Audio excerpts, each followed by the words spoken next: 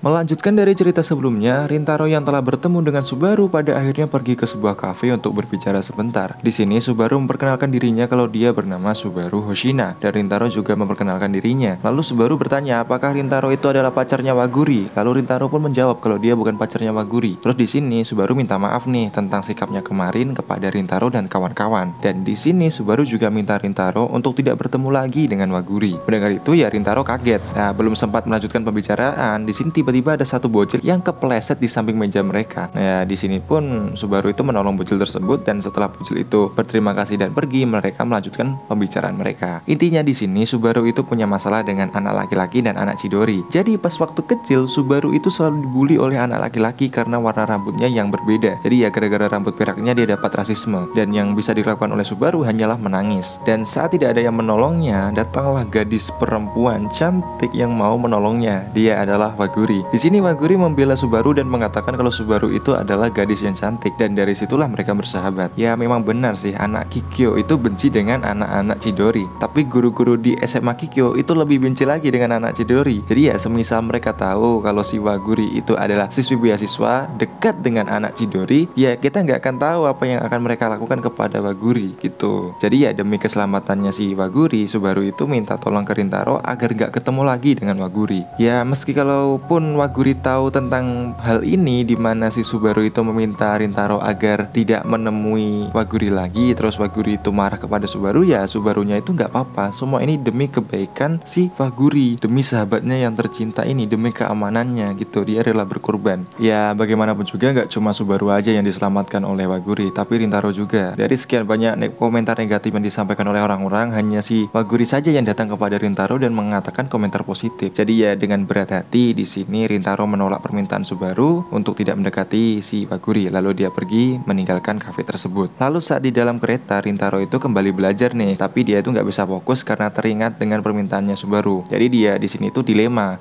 gua turutin permintaannya Subaru apa kagak ya? Tapi emang bener sih demi kebaikannya si Waguri. Tapi aku nggak pengen ngejauhin dia. Aduh bingung gitulah pokoknya. Ya emang di sini itu kan dasarnya Subaru itu emang orangnya tuh baik coy. Subaru itu orangnya baik dan peduli dengan orang lain, terutama peduli dengan Waguri. Tapi ya gimana ya, di sini Rintaro nggak bisa memenuhi permintaannya si Subaru karena ya si Rintaronya juga butuh Waguri gitu. Ya jadi sulit gitu. Lalu pas di dalam kereta datang dua bocil cewek yang Rintaro temui di perpustakaan kemarin. Ya pikirnya di sini itu mereka mau pakai tempat duduknya Rintaro. Jadi ya Rintaro itu berdiri dan meninggalkan tempat tersebut untuk mencari tempat duduk lain lah. Dan pas Rintaro baru mulai pergi, tiba-tiba dua bocil itu manggil Rintaro. Di sini dua bocil tersebut berterima kasih karena kemarin telah memberikan meja dan kursi untuk mereka belajar di perpustakaan, dan mereka di sini itu minta maaf karena belum sempat bilang terima kasih. Mendengar itu Rintaro pun tersenyum dan bilang kalau dia itu senang mendengar mereka bisa belajar dengan baik. Saat Rintaro berjalan meninggalkan mereka, dua bocil tersebut itu sadar meskipun Rintaro itu kelihatan kayak sangar dan menakutkan, tapi dia itu orangnya baik. Ya intinya gitu. Di sisi lain Rintaro di sini tuh belum terbiasa dengan ucapan terima kasih, tapi dua bocil itu ya baik meskipun dia ketakutan dan mereka itu ya kelihatan takut banget gitu ya, tapi masih berani buat bilang terima kasih. Ya seketika Rintaro di sini itu teringat lagi dengan permintaannya si Subaru, dan di sini dia kembali mikirin, gua turutin apa kagak ya permintaannya Subaru. Dipikir-pikir emang bener, tapi hati ini berkata lain. Intinya gitu. Singkat cerita, UTS telah berakhir dan hasil ujian telah keluar. Seisi kelas di sini ya, seisi kelasnya Rintaro itu berteriak karena Rintaro dan Sohei itu nggak jadi remedi karena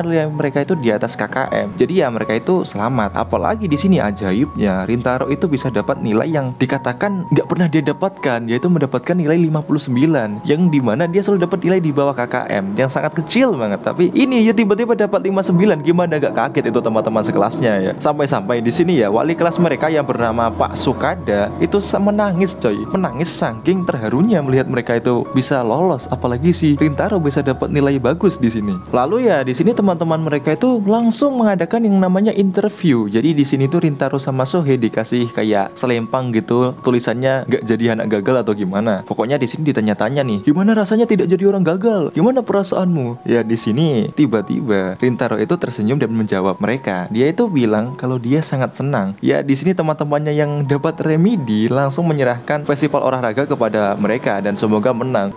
Kami remedi bos. Kami serahkan festival olahraga kepada kalian. Semoga kalian berhasil memenangkanlah semuanya. Jadi intinya gitulah, nakama power gitu. Jadi ya gara-gara dia hari ini lulus UTS, Rintaro di sini tuh mau mengambil HP-nya untuk menghubungi Waguri, pengen bilang kalau dia itu lulus UTS gitu. Tapi pas baru mau buka chatnya, mau ngechat nih ya, tiba-tiba dia teringat lagi dengan permintaannya Subaru. Dan di sini tuh dia tuh bingung nih, apa gue chat apa enggak ya enaknya. Pas lagi dia sedang dalam dilema ngechat apa enggak, tiba-tiba meja Rintaro itu jatuh karena nggak sengaja disenggol oleh Saku. Nah di sini Saku itu pas berdirian lagi mejanya Rintaro, dia tuh kaget melihat buku yang jatuh. Pas dilihat itu buku yang jatuh dari meja Rintaro itu ada catatannya. Pas dia baca itu adalah ucapan semangat dari Waguri untuk Rintaro agar ujiannya itu lancar. Ya di sini ya Saku itu nanya kepada Rintaro, "Duh, kok si Rintaro bisa dapat ini dari Waguri? Bentar-bentar, Waguri itu kan anak Kikyo kan? Kamu kenapa bisa dekat sama anak Kikyo?" Jadi ya di sini teman-temannya pada bingung ini. Nah pas si Ayato belum sempat lihat itu ya, masih dipegang bukunya, si Rintaro itu langsung ngambil buku tersebut. Di sini Rintaro itu bilang kalau dia masih belum bisa memberitahu mereka gitu. Ya gara-gara hal tersebut hubungan mereka itu jadi kayak ada sedikit problem lah, apalagi si Rintaro sama si Sakunya gitu. Lalu pada malam harinya Rintaro itu menyesali ucapannya tadi. Ya gimana ya, gara-gara refleks jadi ya gimana lagi, apalagi yang bisa gue bilang untuk teman-teman gue. Ya kali gue bilang itu dari anak SMA Kikyo, bukannya tambah geger itu nanti teman-teman sekelas ya kan. Dan pada akhirnya di sini Rintaro setelah berpikir panjang, dia akhirnya mengirimkan pesan kepada Waguri kalau dia lulus UTS. Mendengar itu ya Waguri di sini senang gitu, lalu bilang kepada Rintaro semoga Rintaro bisa bersenang-senang di festival olahraga nanti. Dan setelah chatnya dibaca oleh Rintaro, Waguri di sini itu yang sedang berada di meja belajarnya itu pun berandai-andai lomba apa yang akan dilakukan Rintaro nanti ya, sepak bola, basket atau yang lainnya. Jadi ya di sini kita bisa tahu nih dari gambarannya ya, kalau Waguri itu udah ada rasa sih sebenarnya kepada Rintaro, tapi Rintaronya aja itu masih belum ada rasa yang gimana-gimana. Intinya ya di sini di awal cerita ini Rintaro masih kayak nganggap Waguri itu someone special, seseorang yang spesial yang bisa mengucapkan komentar positif kepadanya, bukan seseorang yang harus ia cintai gitu. Masih belum ada, tapi sekian lamanya nanti akan ada. Oke, kembali ke masalah yang tadi. Kemarin kan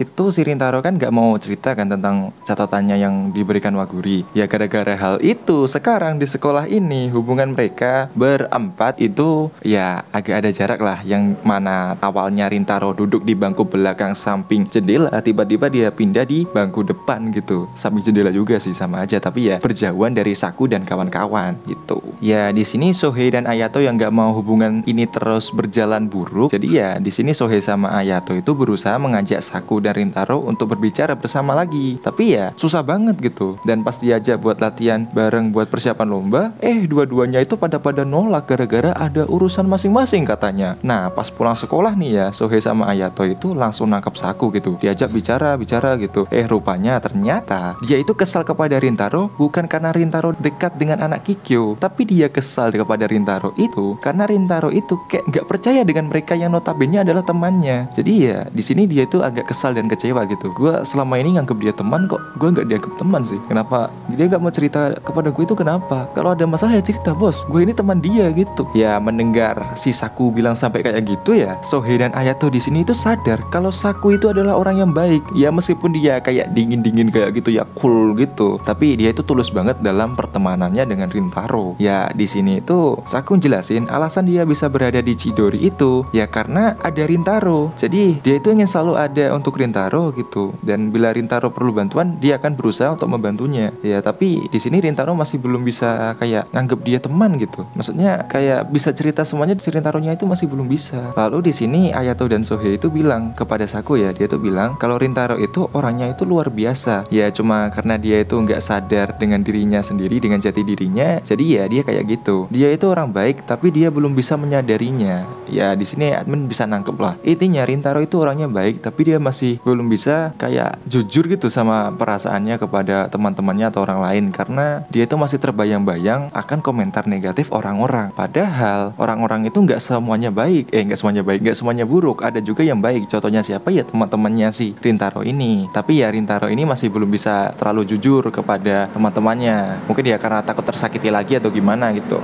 Terus di sini si Ayato itu bilang kepada Saku kalau Rintaro itu bilang kepada mereka kalau dia itu tidak ingin memberitahu mereka. Dia tidak bilang kalau dia tidak akan memberitahu mereka. Jadi di sini mereka itu yang bisa dilakukan hanya bisa menunggu dan membiarkan si Rintaro-nya itu bercerita seiring waktu, dan mereka seharusnya bisa senang karena di sini baru pertama kali Rintaro itu bisa jujur dengan perasaannya, yang dimana dari dulu-dulu kan Rintaro lebih menutup diri kepada mereka. Tapi di sini kayak kelihatan di sini mulai terbuka gitu hatinya untuk menerima mereka sebagai temannya gitu. Jadi ya mereka seharusnya bisa senang karena Rintaro di sini bisa mulai jujur dengan perasaannya. Dia bilang belum bisa memberitahu, ya mereka harus tunggu aja sampai dia mau memberitahu gitu. Ya di sini Saku langsung paham lah. Ya udah kita tunggu aja sampai si Rintaro mau bercerita. Lalu kita dilihatkan Rintaro yang membantu ibunya berjualan ya di toko setelah pulang sekolah. Di sini dia cerita kepada ibunya kalau dia lulus UTS dan dapat nilai 59. Awalnya ibunya itu gak percaya. Halah, ngimpi apa lo Tong, paling di bawah KKM. Pas dikasih tahu beneran gitu langsung kaget lah ibunya. Hah? Kesambet apa lo Tong? Kok bisa dapat kayak gitu?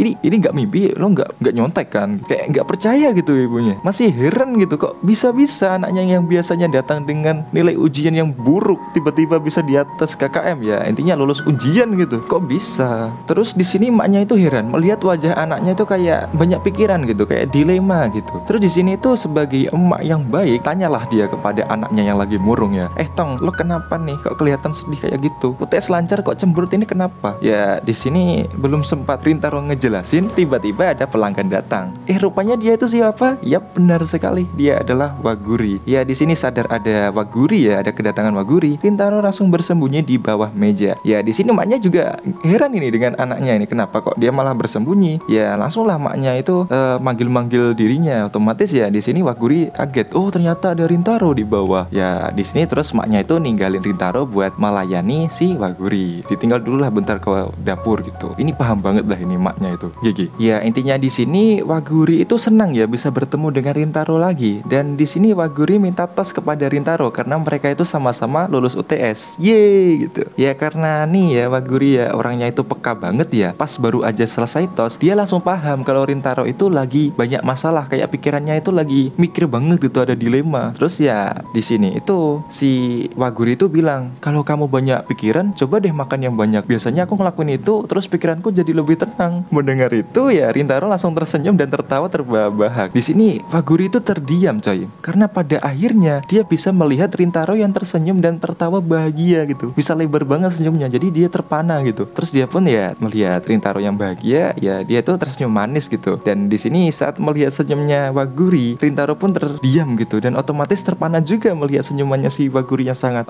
manis banget deh. Dan setelah mendapatkan pesanannya, Waguri di sini pamit pergi gitu. Di sini Rintaro itu heran kepada dirinya. Kenapa setelah bertemu dan berbicara dengan Waguri, kini sekarang dia udah lebih baikan lagi dan gak terlalu sedih lagi gitu. Waduh, emang bener sih. Emang ini Waguri itu meningkatkan moodnya Rintaro dan memperbaiki suasana hatinya Rintaro.